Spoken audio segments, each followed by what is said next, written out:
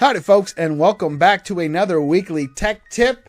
This week we are going to be looking at a few AI tools. So I just wanted to run through a few more of those. All right, so let's check out what we have. So first up, I wanted to talk to you about Perplexity. Perplexity is a really cool AI tool that's been around for a while now, and it's basically an AI search engine. So where ChatGPT is really good at having conversations and showing you like human-like conversation, this one specializes in searching the web and synthesizing information and then citing it to you and summarizing it into digestible pieces. But it also allows you to collect information and store them in different areas and different threads. So whether you're doing research, whether you're in a new course, you're trying to learn some new things, or you're searching up, new teaching ideas, you can use Perplexity to help you. Let's ask something. So first off, you log in, and you have your home. They have a Discover where they put a bunch of different articles. Canada's super pig invasion. That sounds interesting. We want to look up something very specific. So I wrote, how do I use the SAMR model in teaching? Now we can look up a couple things. We can focus our sources, which this is a really powerful tool where you can say, I want just academic like journals. I just want to look at Reddit. I just want to search YouTube videos. So it allows you to do that. Let's look up academic. And then you can actually attach images and PDFs to help inform that search a little bit more. Now, this is the free version. And so you can see I can only do 3 attaches a day. The paid version, obviously, you can do more with that. But you can do a lot with the free version. So let's look it up.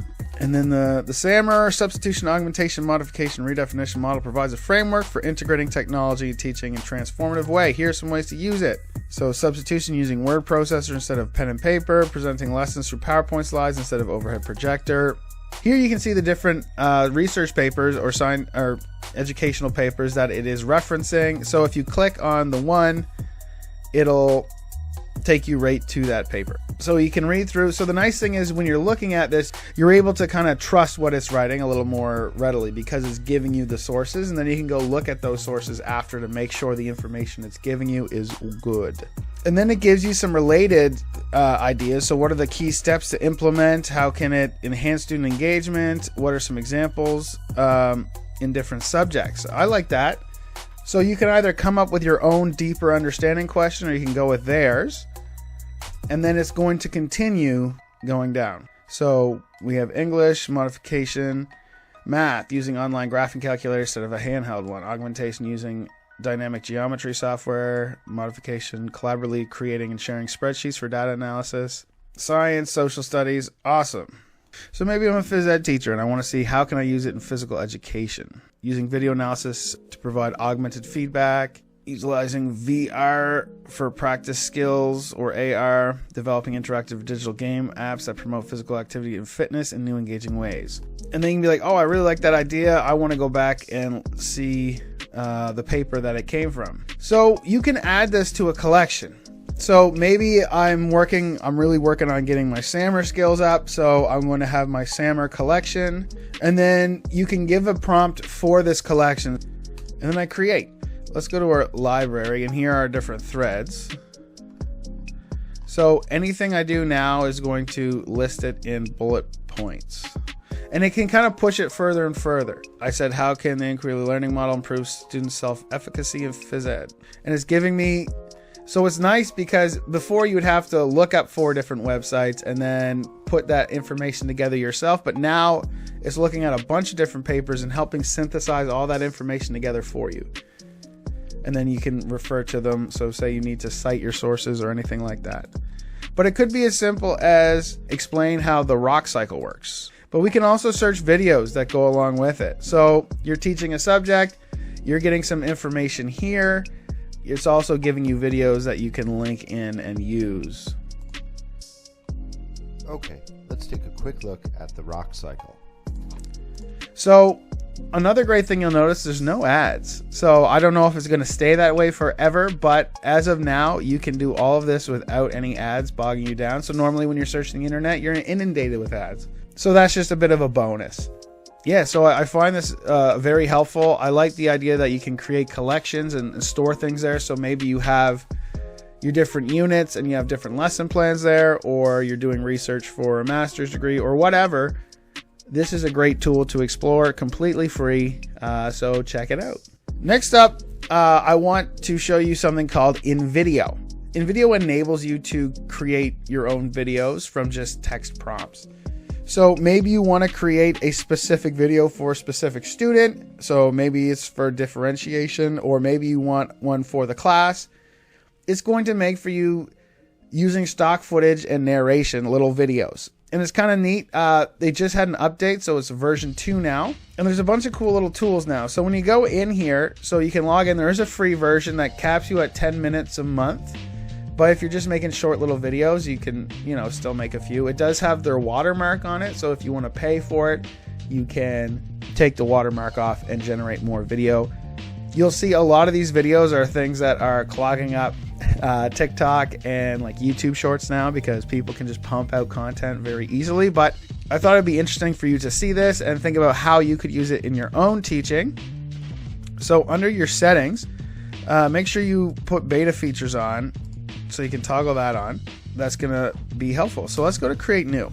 So one thing that's nice is that you can give a topic or detailed instructions, but down here they have different workflows that you can just fill in the blanks and it'll create the prompt for you. So I want to do like so if you have a script, you can make a video, you can make a YouTube short or TikTok or anything like that. I'm going to go with YouTube Explainer. So create a, say, 2-minute YouTube video about animal adaptations for survival.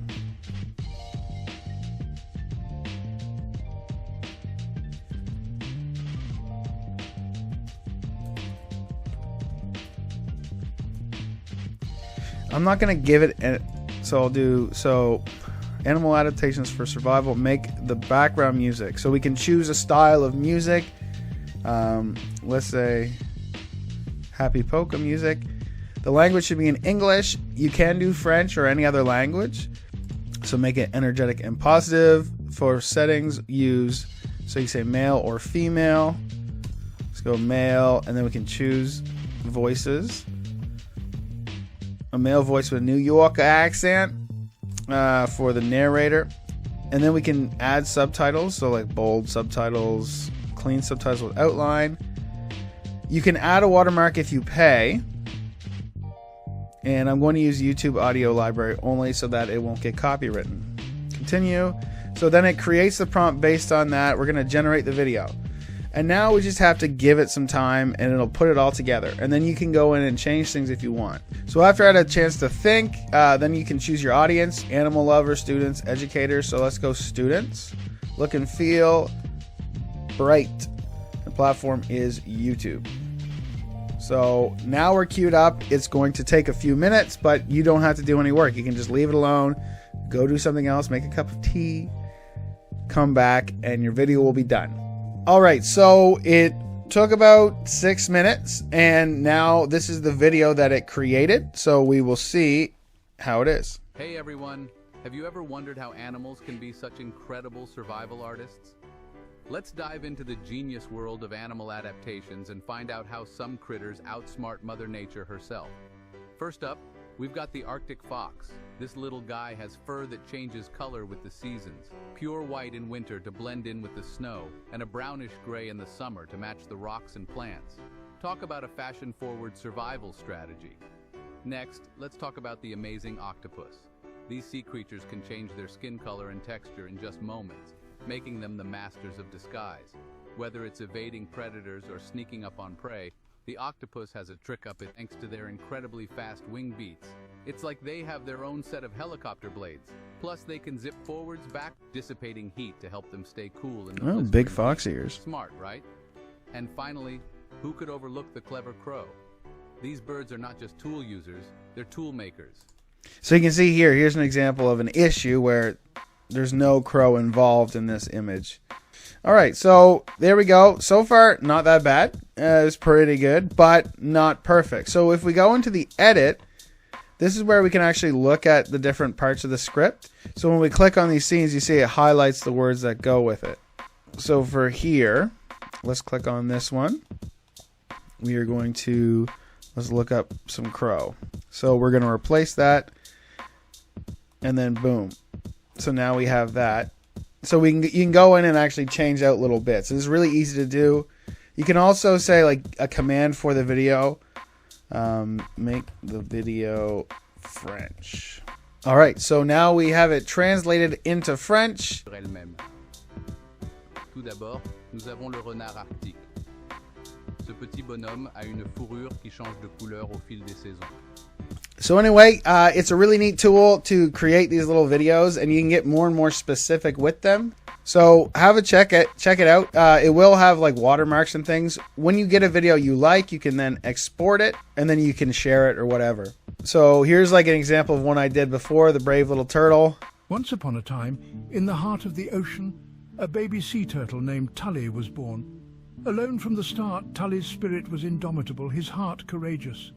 He embarked on a journey through the waves, seeking his family. Years passed and Tully grew from a tiny turtle into a magnificent creature. He swam through currents, braved storms, and danced with dolphins. His journey, though solitary, was inspiring. But there came a day when Tully encountered a foe he couldn't outswim. A silent, invisible monster, a discarded fishing net. He fought bravely, but the ocean's unseen enemy was relentless. Tully's journey ended there, a poignant reminder of the ocean's silent crisis, a tale of courage, growth, and a call to arms against the unseen enemy that is ocean pollution. Let's remember Tully and save our oceans. So I just decided to make a depressing little video about a sea turtle and some pollution. So that is in video. You can go check it out and have a little fun with it. You can do it just to create fun things, or you can try to create some informational videos as well. Or, you can get a pro version and start pumping out AI garbage to inundate YouTube and everything else like other people. Last up, I just wanted to look at text effects. This is a really cool one, especially for language arts teachers. It's all about messing around with words, and it's a great idea for like getting your ideas going.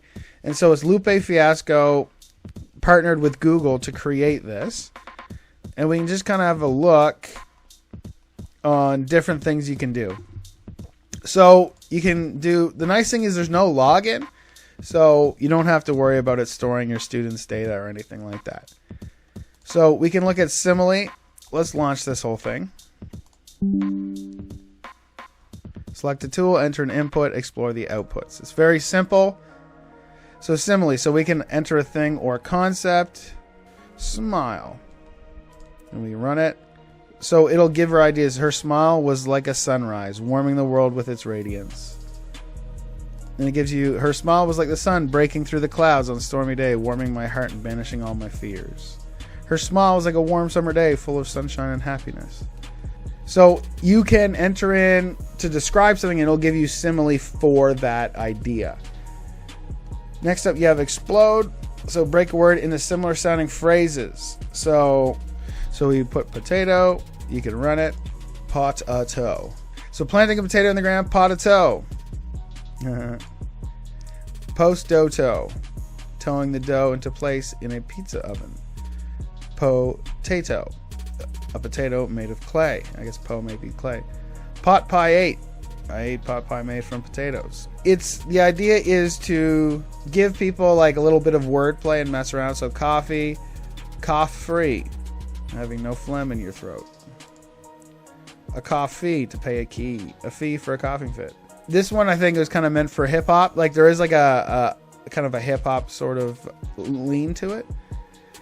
Unexpect, make up a scene more unexpected and imaginative. So let's make a scene. A man ordering a coffee. So it only gives you 25 characters. A man ordering a coffee in a submarine. A man ordering a coffee in a British accent in a Starbucks in Tokyo. So it just kind of takes your idea and throws it a whole nother thing. So this is that idea of like, I don't know, like a writing prompt. So they can write the basic of their idea. This adds a twist and then they have to write about it. POV, evaluate a topic through different points of view. Let's do potato again. Potatoes are the perfect food for people who are always on the go. Potatoes are the most versatile vegetable on the planet. Potatoes are the gateway drug to other vegetables. Potatoes are the only food that can be eaten for breakfast, lunch, and dinner. I like this one, alliteration. So you can say like mineral, and then words starting with O, obsidian, oakite, oakenite, olivine, onyx. So it'll give you everything that starts with that letter. So this one is a scene, enter a scene, woman riding bike, the feel of the sun on her back, the sound of the wheels whirring on the pavement. So it gives people, you know, ideas of like things to think about, sensory ideas to describe the scene in their writing. So anyway, there's not all these are great. Some of them are more useful. I like the simile. I really like the scene, the unexpected. So those are really good ways to kind of get the brain going if you're trying to do some creative writing. Get a little bit of the writer's block out of the way and mess around a bit with words.